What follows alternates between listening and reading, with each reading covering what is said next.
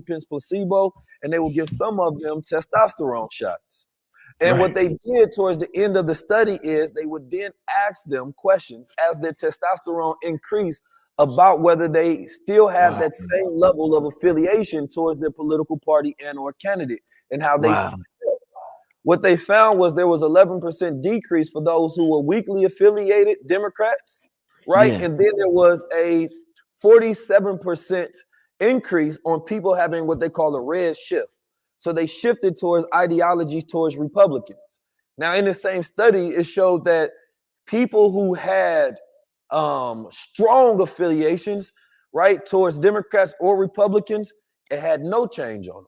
So most of the time, people have weak affiliations towards both parties throughout the years. It's only in the political season where most people even think about it, right? And so if we also double that with the study that over 50 years, the last 50 years, testosterone has decreased in this country, right? And there's been a consistent agenda through images, through violence, through all these different things to effeminate the black man. And when we see ourselves get shot and we see ourselves get beat and we see, we see some of these political lynchings that happen, it decreases their testosterone, as Dr. Wesley have once broke down, to see each other lose, right? So this person that did it, this doctor, was a neuroeconomist, and he was talking about physiological and biological effects on our economic, circumstances and decisions that we make. And so one area was that, during that increase of testosterone, they had a difference in opinion about wealth redistribution policies in America, right? Where on the left side, that wealth distribution is more seen as a socialist agenda, a welfare state. Where on the right side, it's based on the merits of the man and what you go out there and work for. You got to literally drop your nuts and go out there and go get it. So those who had a higher testosterone rate, right, those are the ones that were shifted towards the red, because testosterone makes you want to challenge yourself. And the pursuit of that challenge produces pleasure for you. So you want to produce wealth based on your own merit and gain. So therefore, you don't want to be dependent on another man or ideas. You take on the archetype of the hero in your own story, right? And so, but when you're effeminate, you become dependent. So then when you look at that, you're saying, okay, you're going to lean towards candidates that show strength, that show logic, right? Aggression, right? That do for self attitude that's not dependent on institution and or system. So you no wonder why you see so many Biden sexuals today, right? That are dependent upon a master to feed them and do for them. But then you also see the people that's on the red side. And here's the thing about that, Black Magic. I'll be calling you Black Magic, my brother Rich. Love it. I love it. Love it. Yeah. Here's the thing about that. As we think about where we are today, and we understand why these agendas must be played out, because it makes the male population easier to control, right? People that's weakly affiliated and they need to get their safety in these particular parties. This is why they don't want these manospheres, as they call them. They don't want strong black males that represent these ideas, because whether it's what you say or not, your whole entire image, right? Just shifting people to a lifestyle of working out, of eating right, of doing for self, right, does not lean you towards an affiliation towards the Democrats. And here's the thing about that. I want people, and this is Black America, I want you to judge Black leaders. For all you voters out there that's going for Trump or Biden, I want you to judge by the same standard that you judge Trump and Biden, because no matter what these two guys do, you give them your vote of confidence, right? And with Black America having so much vigor and support and affiliation to these candidates, whether Biden is decrepit with dementia and can't remember his name, I seen a brother talking about he could be, on tubes in a hospital on his deathbed and he is still give him his vote. Yeah, no matter what Donald Trump does, says, or do, there are going to be Black men that's going to say, I am with him. So that same regard for loyalty that you have for leadership when there's white presidents, if you don't have that same level of standards when it comes to black leadership, you got to go somewhere. All I'm saying is you ain't even got to change it. Hold me by the same standards. That's the goddamn case, because y'all seem to constantly give love, respect, and loyalty to these white candidates, regardless of what they do. And most of the time, they don't do nothing for you. You know what I mean? And they don't have to have any moral integrity. They don't have to have any intellectual, high level, aptitude whatsoever. And you're still going to show love for them. Black America has a strange case of loving the white man, regardless if he's low level or high level. Keys. An unnatural losers, as Cat Williams said. Oh yeah. Oh yeah. Wow. Keys. What you represent. And this is what I feel. Let me preface this. This is what I feel. And I'm going to ask you a question based on what I feel. I feel you represent a certain level of masculinity in terms of the black man. And I feel as though there are a population of black women, when they see what we call masculine black men or black men that are not submitting to dominant culture, to Western culture, to pop culture, to the music, whatever, you know what I'm talking about. The entertainment industry or the whatever industries, the health industry or the school industry or whatever. Black men that are not submitted to that, you may consider them masculine brothers who are doing things on their own, making things happen on their own. My question to you, brothers, at that same time, you represent this masculine energy, brother. I feel a lot. There's a population of women who see you, and you're not a rapist, you're not an abuser, you're not P. Diddy, you're not any of these things, but masculinity gets associated with the abuse that a lot of women experienced when they were children. And if you talk to a lot of women when they were young, probably about 3 or 4 out of 5, maybe 4 out of 5 keys done got touched up when they was young. And I learned that the older I got, I'm like, God damn, all of y'all motherfucking got touched up. This shit is crazy. My lady, all types of women done got touched up when they were young by a nigga that was over them like this, with muscles on and shit, like, and they touched them. So when they see you, regardless of how intellectual you sound, you give back flashbacks, my brother. So what message would you have for them ladies, regardless of how intellectual you sound? You giving some woman flashbacks, my brother, because of your masculine strength. What message would you have for them women right now, 19 Keys? Well, I would say, I don't think that's the flashbacks I give to the ladies. I ain't mean it like that. You know what I'm talking about. I ain't mean it like that. I'm trying to pose a question. They get flash forwards.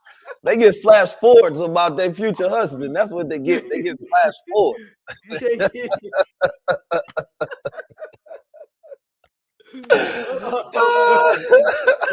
But I know what you're talking about. I just don't.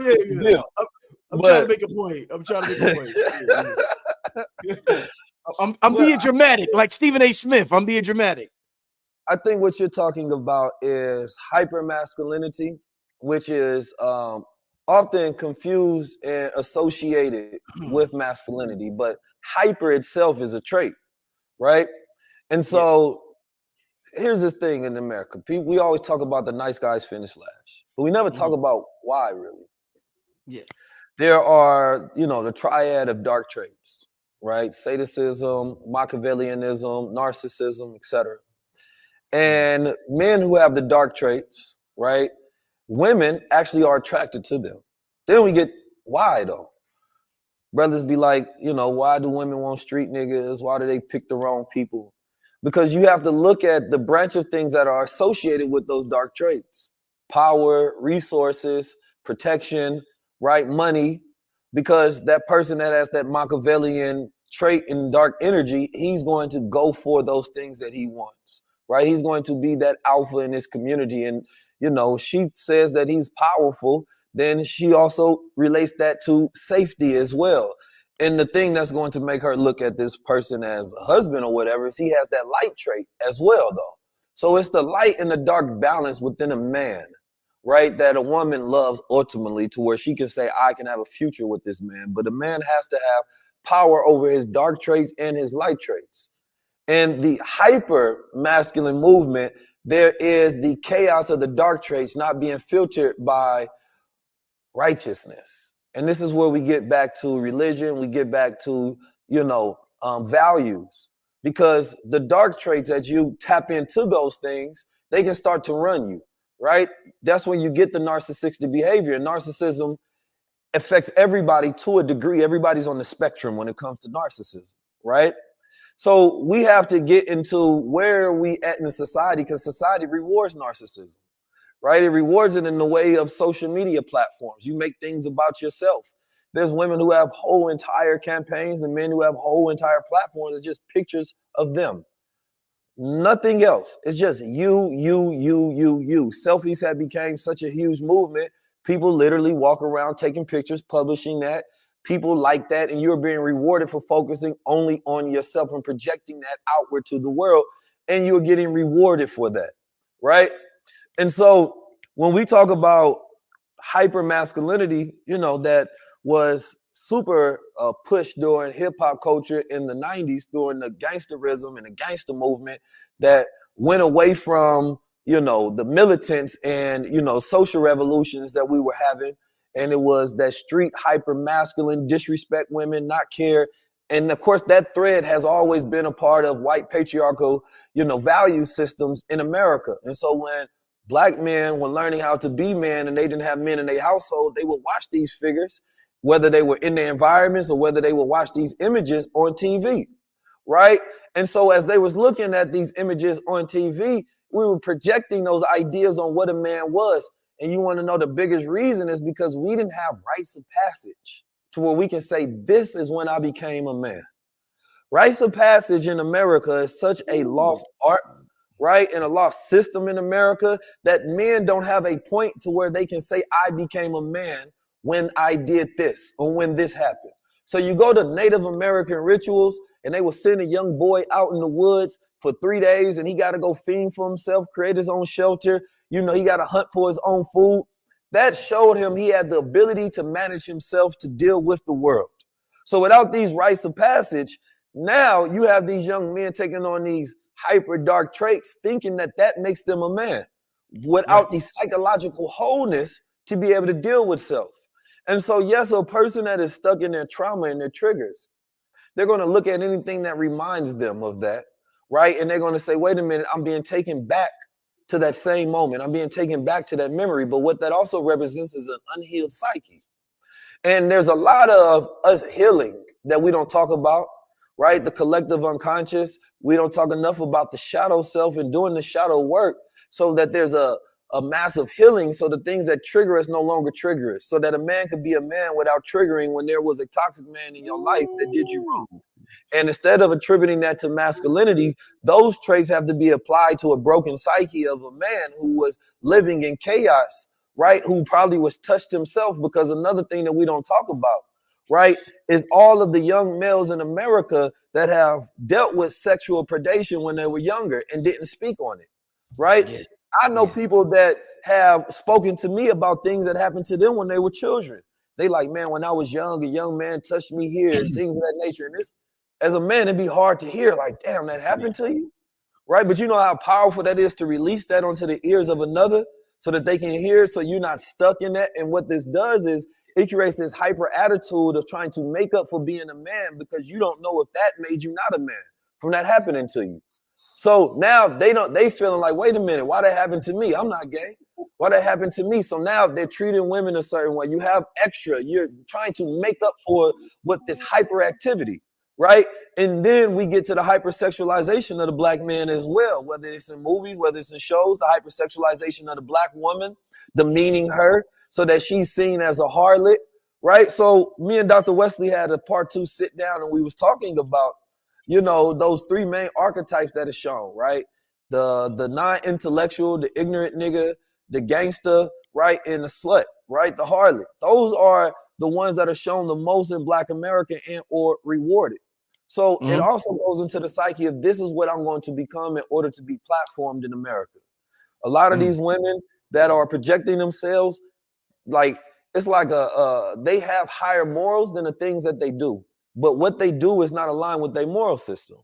You know what I mean? Because they're trying to make a way in this world, so you end up having to sacrifice that.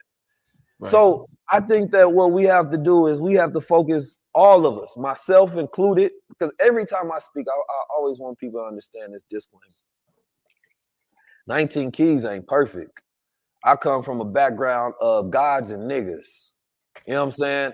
I have to heal from the psyche of things that were taught to me, the things that I was exposed to as a young child. I come from Oakland, California, where there was a damaging pimp culture, you know what I mean, out there in the way that we seen things and in culture and the way it was projected to us. So the reevaluation of our values, the amount of therapy and work that the average Black man needs with the lack of resources to actually do the work, that's where the empathy has to come in. And the more empathy there is, when you empathize with me, I empathize with you, right? And now it becomes compassion for each other to say, wait a minute, the fact that you even care about me makes me want to care about you. So now I want to do right about you. What part of me that I need to get better, right? And Black men needs to take a deep introspective look at what they need to do to heal. I have brother in prison right now. I got one in jail. I got another one going through multiple situations, right? I see the hurt that's going on in Black men right now. I see it so much that I could cry right now. I could shed a tear about this shit because it's bad. And I always thought about, my mother got 7 boys. She got 2 sisters. I always thought about statistically, right? It would be an anomaly for all of us to be financially, spiritually, physically, mentally successful. So unfortunately, we fall into that category of statistics, right? My brother, when he gets out of prison, we got to find him housing. We got to see if he has mental stability, right? My younger brother, he gets out of jail. My other brothers, they get out their situation. I be having so many real things to worry about that this is why I can disregard the stuff that people say on the internet because they don't actually know me. I've been I'm doing mentorship with my brother, Joey Badass. He has a mentorship impact program. I flew out to New York not too long ago to go speak at. This is all stuff that we do for free, right? Mentoring young Black men. I went to my brother, partner with my brother, Mr. Fab, went out to Oakland for his thug therapy. There were circles of Black men talking about things that's going on with them. Brothers that's from the streets, brothers that come from hardened environments. But this was the first time they get to speak, and they was probably on borrowed time because they were probably thinking about taking their life. So we go out there to go fly, to go speak at them events, right? We went to Kansas City to go speak to Black entrepreneurs who have a low quality of life, working with nonprofits like Venture New York. All of this is on our own dime and money. So when I think about the things that I do in real life, trying to partner with, you know, when we did our tour, we gave money to my brother Golden Child Efforts with the Unity program. My other sister out there who has the club for the homeless. So she go out there and she sleeps with the homeless to raise money with them and awareness around their situation in Chicago. And my brother New Era Detroit, who's all throughout America policing the neighborhoods. And they're like the brand new Black Panthers in the way that they show up and move. So everything about my platform, times when we'll pull up to Detroit, we ain't make no profit. We still giving away money. People don't understand this aspect, the sacrifice that is required to build a platform and then get everything away and then reinvest everything. Because I've only had one single sponsor for like one time, and that was on a tour of the history of me doing my platform. Everything has been reinvested into. So Black men have a hard time trying to help Black men in the rest of the world when they are not compassionate about it. They're not helping invest. They're not helping fund it. They just got to shut the fuck up and get out the way because all you're going to do is make us more aggressive. Keys, it's okay. So you said something important. You said you only had one sponsor. You're doing huge, big, humongous things. I done see some of your interviews, brother, on High Level Conversations. I mean, I think the Billy Carson one is at probably 8 or 9 million, brother. I mean, you're doing it humongous, the best in the world. And to know that you're one of the best in the world is a good feeling, brother. Like there's billions and billions and billions, as Trump says, millions and millions. There's billions and billions of people. You're one of the best in terms of disseminating knowledge and information and wisdom to the masses because of what you present in High Level Conversations. What I want to ask you, my brother, is because you represent the most honorable Elijah Muhammad, because you said you only got one sponsor, but at the same time, there's women. I noticed when I asked you that last question, a lot of women in the chat was like, this one response, he's sexy. So I don't think the woman was like, I like, man. The woman be like, I like that nigga 19, man. 19 keys. The woman be loving you. And then the brothers look up to you. They like, I want to be you. Do you ever feel like, Keys, you got all these ingredients going on, my brother? Do you feel like the association with the most honorable Elijah Muhammad is holding you back in a sense because you got so much of commercial appeal, but you got that Muslim thing going on with you that some people may say, damn, but he's into that Muslim shit. I love him. He's charismatic. He's this. Same way with Muhammad Ali. They love Muhammad Ali, but he was with Elijah Muhammad. They're like, why you got to, we love you, Muhammad Ali. It's so funny. Why you got to be with the most honorable Elijah Muhammad? Do you ever feel like your association with the most honorable Elijah Muhammad, one of the greatest men who lived in this continent, is kind of holding you back from sponsors and other things, commercial success, my brother? This is a very great question. Oh, yeah. Oh, yeah. Come on, Keys.